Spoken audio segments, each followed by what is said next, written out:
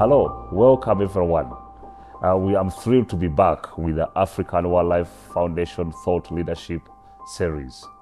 Today, I'm at Victoria Falls, Zimbabwe, where I'm attending the second Africa Wildlife Executive Directors for the National Park Services in Africa. We do have many of the eminent African conservationists, and I took advantage of having a few thought leaders in Africa in this area to have a discussion on what's the future of conservation in Africa, what's the role of protected areas, the work they've done professionally to advance the cause of conservation, and some of the challenges conservationists and others we are experiencing on the continent. So today, this interview is a follow-up on our previous conversation with Professor Patience Gandiwa, and it's an absolute honor to sit down with another esteemed African leader, Mr. Malidadi Langa. He's from Malawi, an expert in public policy, a specialist and an advocate for Indigenous people and local community rights. So today, we have an opportunity to have Mr. Langa. Mr. Langa, welcome. Thanks you so much, Kaddu. It's a pleasure and a privilege for me to be on this interview today. Maybe our viewers would like to hear from you and not me, who you are and your background and some of the things you've been doing over time. Yeah, my name is Malidadi Langa. I come from a village in Malawi, which is on the edge of Kasungu National Park.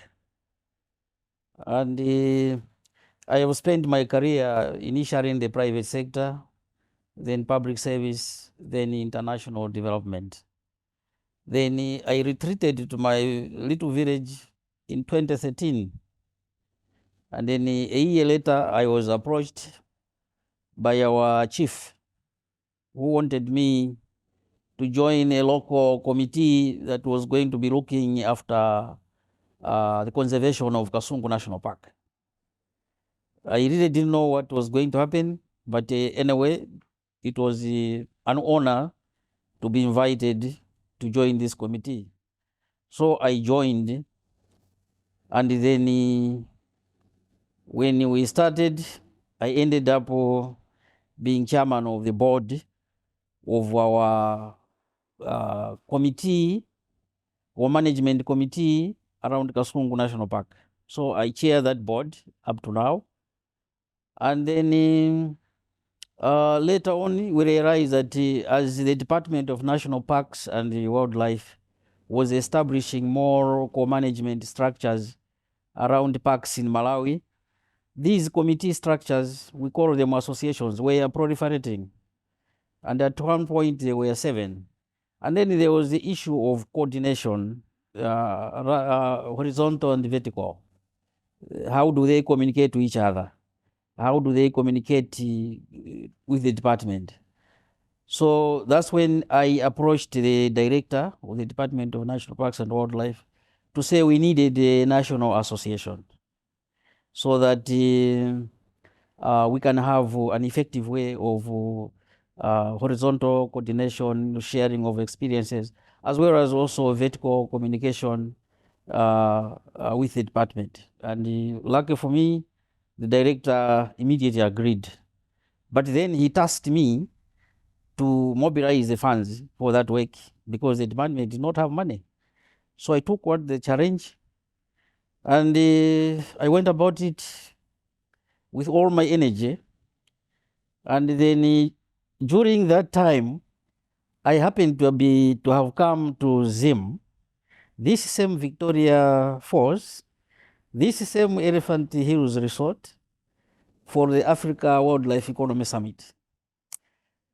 What shocked me there was that all the stories, the presentations about communities were being made by people who were not Africans.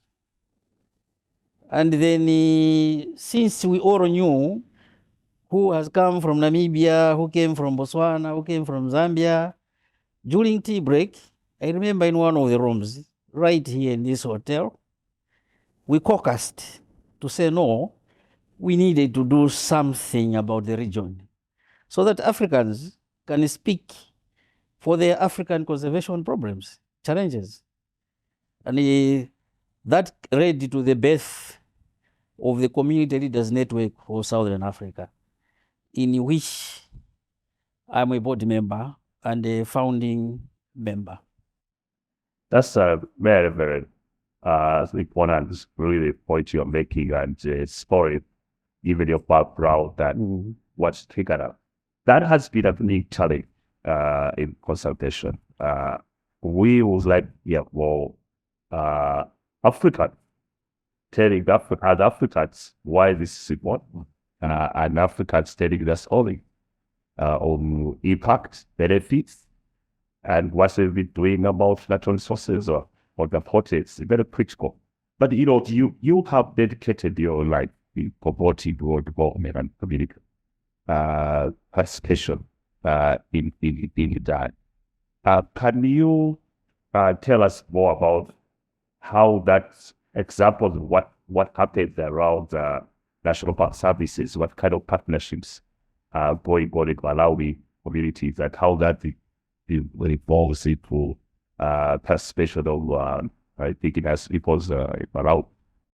Yeah, thank you. I think the story begins somewhere in the 80s when the IMF and World Bank inspired structural adjustment programs actually depleted government budgets, including that of the Department of National Parks and Wildlife. By the time they were getting into the 90s, most of these sectors did not have money. Education, nothing. Health, nothing.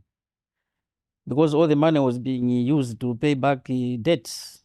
Africa had accumulated a lot of debt at that time. And then around the same time, we had this liberalization, economic and political liberalization, where we had now democratization, decentralization, and the like. So around 1996 or thereabout, Malawi passed the environmental management policy, which then had the stipulations about communities getting involved as part of the decentralization process and also as part of the broader democratization process. So under that mother policy, there were these clear provisions about communities participating in conservation.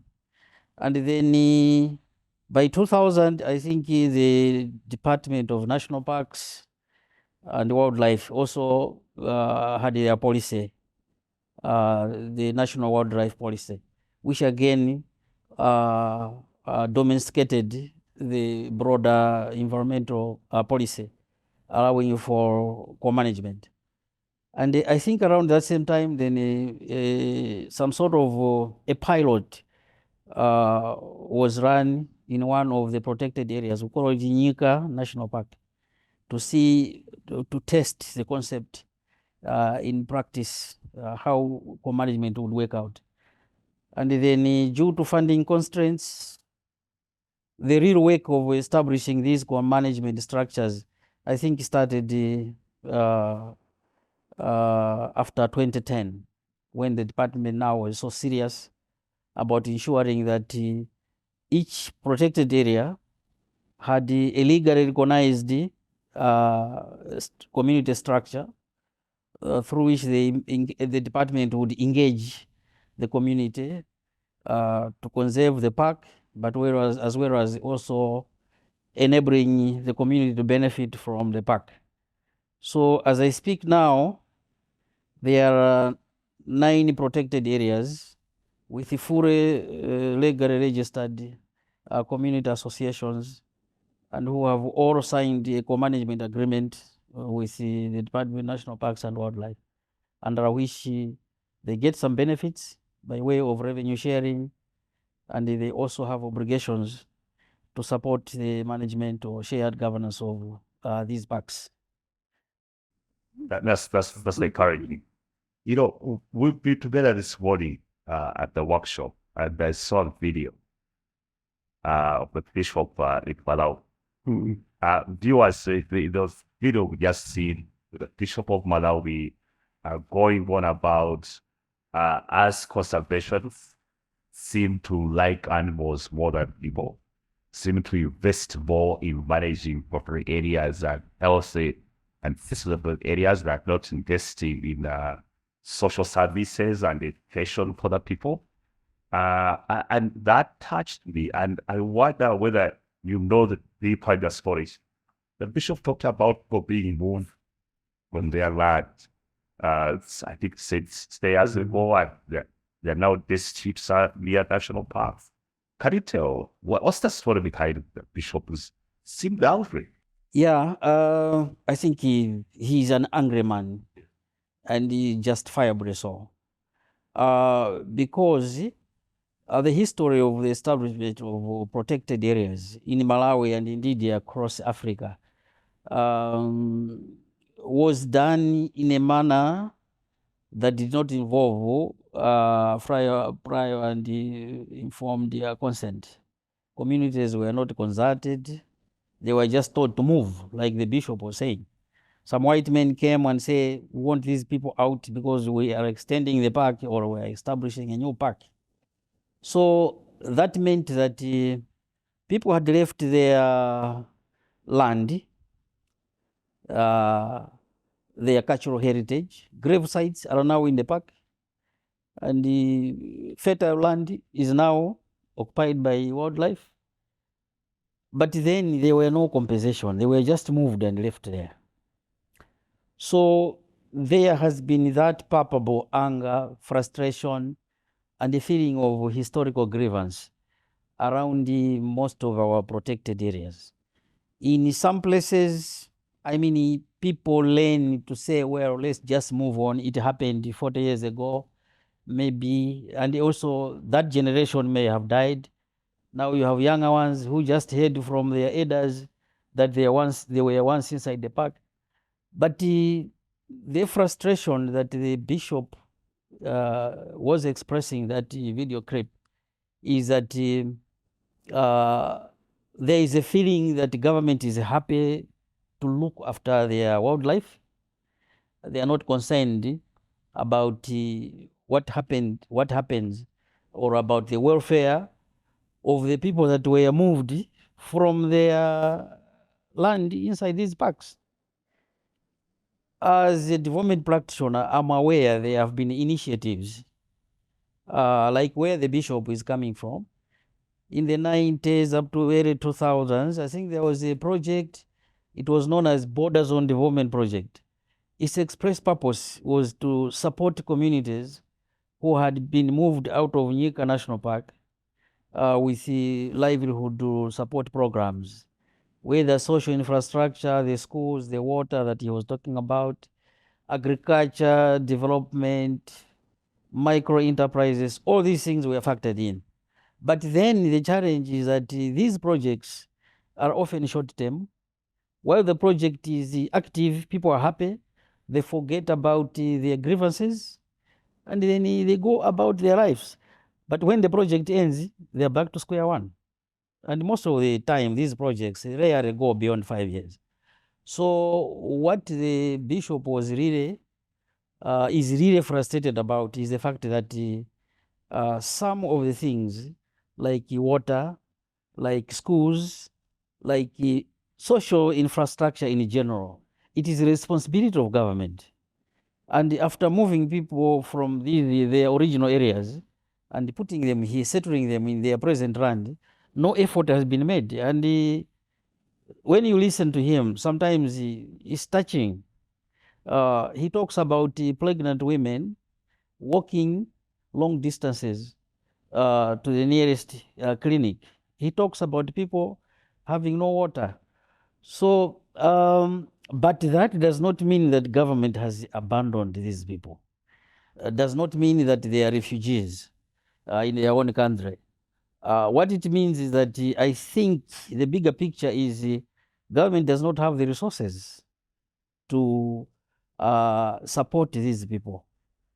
And the co-management effort that I just talked about is part of the process where communities can marshal their resources through the co-management arrangement and channel those resources into addressing some of these issues that the bishop was raising.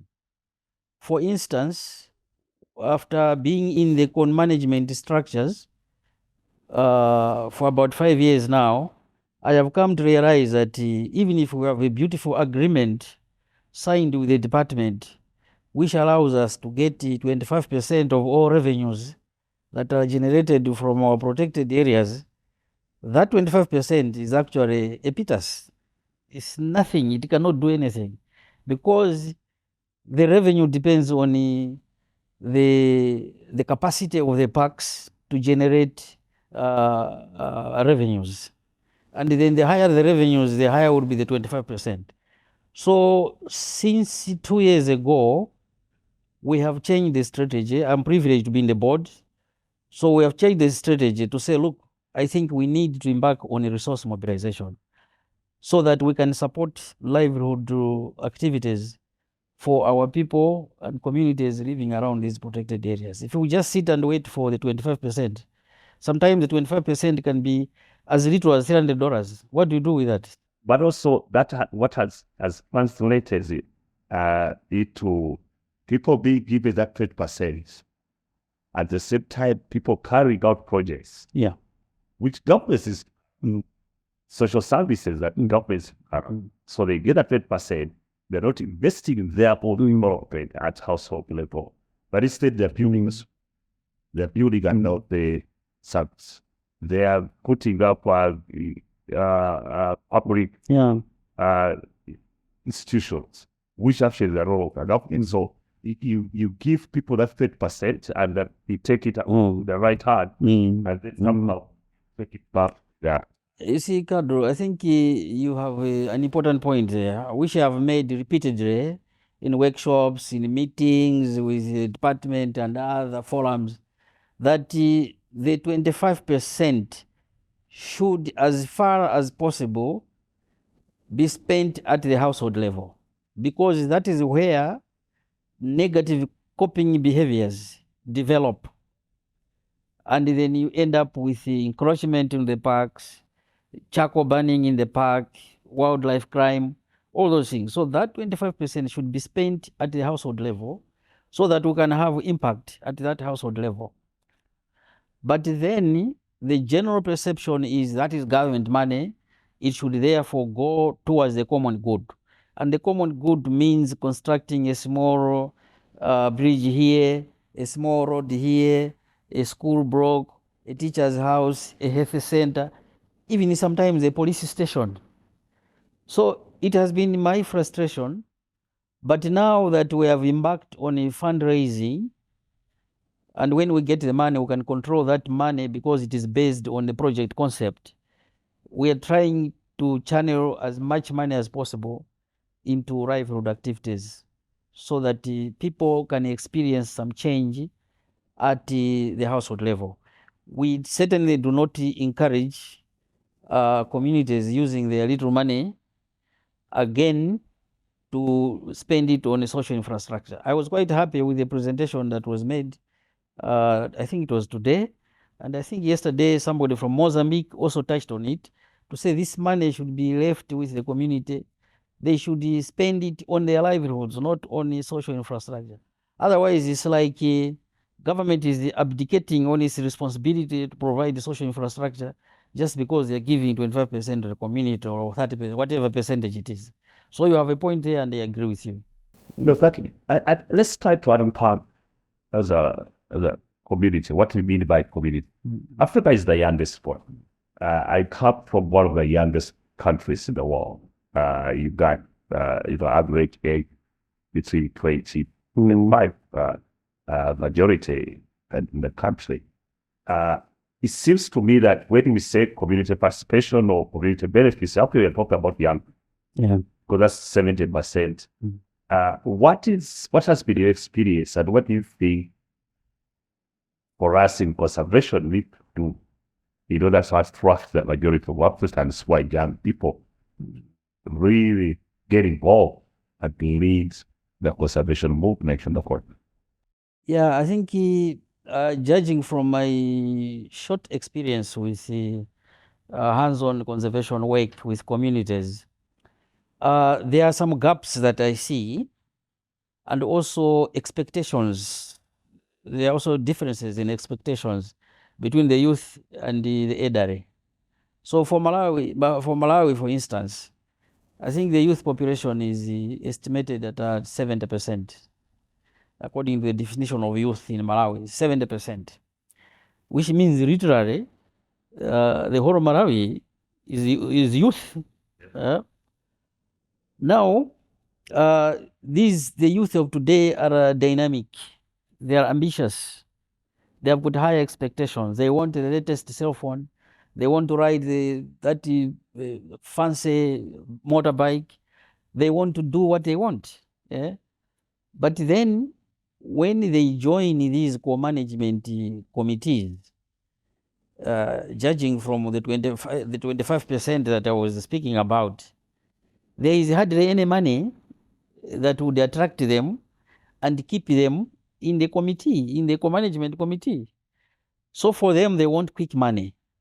And the quick money means that sometimes they will focus their energies on the other livelihood activities. We are lucky if those are legal activities where they make their money, and they have no interest in the co-management committee. And then also sometimes, if we are unfortunate, they channel their energies into the park to burn charcoal, to poach, and to do all those things, because they think that they are wasting time sitting in a committee and waiting for years and years without getting any household level benefit. So that is a challenge. And then we also have our cultural perspectives. If you are a youth and you are sitting with Malidadi in a committee meeting, Malidadi has the final word because he is an elder. So the youth will just sit there. Even though he had a contrary point of view, he will leave the meeting frustrated. You think next time he will come out to the meeting? He won't. So the same problem applies with women. So culturally, our youth are supposed to learn from us. They are supposed to get the cue from us. So if we hold a position in the committee meeting, the youth will rarely object because it is anti-African. It's culturally inappropriate. So that too also tends to keep the youth away. So there is the issue of cost-benefit analysis. The time they spend in the committee and the value they get out of what? Out of the committee. So as a result, and then also the expectation, how long it takes to make money from co-management. That also frustrates them.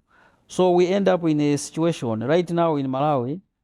I think the committees, one, are male dominated and also lean towards the elderly, because the younger ones, they want some fast cash. They want, yeah. It seems to me that it's really a leadership issue about the youth.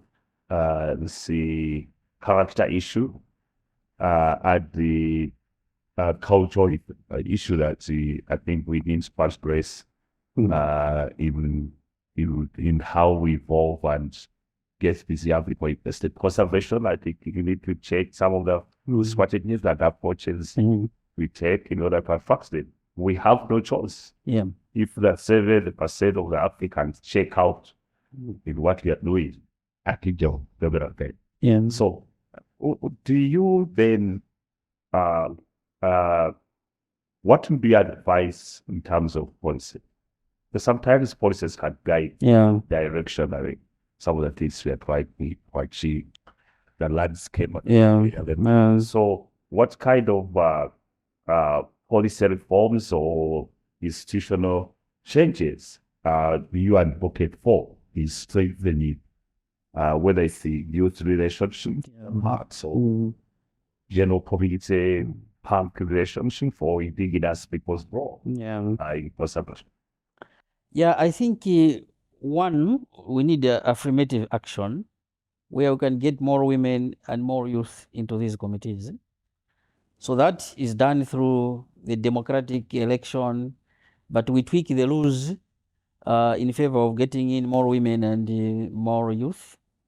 That is stage one, the easiest part. Then second, I think in our co-management agreement, we need to increase the revenue flows to the communities. Yes, it's 25%, we have no problem with that. Why not get it to 80%? Why not 100%? So we need to increase, and that must be clearly spelled out in the policy, because the higher the revenue shares, the more flexibility you have with what you can do with the money. So, for instance, once you get the money, then you also need to be very careful with your programming. Avoid these, what we have talked about, the social infrastructure investments. Put the money on livelihoods. If you talk to women, they are more interested in micro loans. Put the money there. If they get loans, they are able to get their little loans and they are able to run their little micro enterprises. Believe you me, they will be attracted in conservation work. The same applies to the youth. If you do a climate smart agriculture, focus on high income crops, do a bit of mechanization, irrigation at that level, equivalent to commensurate with the funds that are available. Some irrigation, you do some market linkages so that if they produce honey, you already have, you are ready to assist them with market linkages so they can sell the honey. And that too must be structured in a manner deliberated at policy level to say more money should be channeled to the community.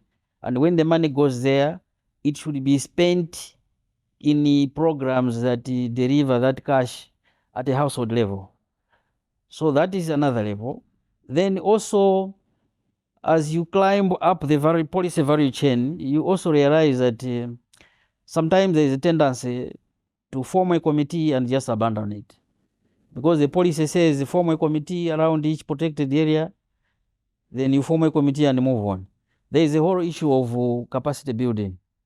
In Africa, there is a tendency among in policy circles to believe that the committee, the village committee or the co-management committee should also be the business manager, which is wrong, totally wrong. The committee should remain and stick to its business of governing the co-management arrangement. Let them focus on governance. And then if they have good projects like the ones I'm talking about here, that generate revenues for the household, let them hire professional program managers. As long as the money is enough, let them hire professional accountants. Let them hire professional M&E officers. Then the committee will be an oversight body, and then we'll look into the business of governance, accountability, ensuring that there is no corruption, there is no elite capture. So that too is an issue of capacity building. Do you see that role of private sector entities? What in some of the things we are trying to achieve was because conservationists are not necessarily business people. Governments are not necessarily business people. Do you think that there is a role for the business community to come and support some of our objectives? And how do you see that happen? Yeah, I have a time to reflect on that a little bit. And sometimes I spend time reviewing studies on community-based conservation. There are some things that I find a little disturbing in relation to the private sector. One, the business model in Southern Africa here, we have CBNRM.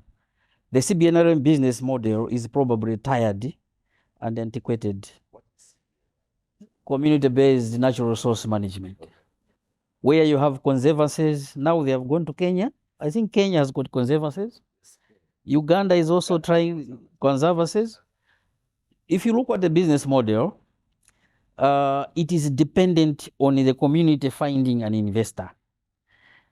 And then when an investor is found, during the negotiation process, you have also asymmetries in the power relations. The investor has got more power than the counterparts he is negotiating with, whether they are government negotiating on behalf of the community, or whether it's a conservancy itself negotiating directly with the investor.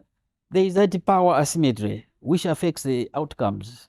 We don't get outcomes that a standard textbook, development textbook would want us to believe.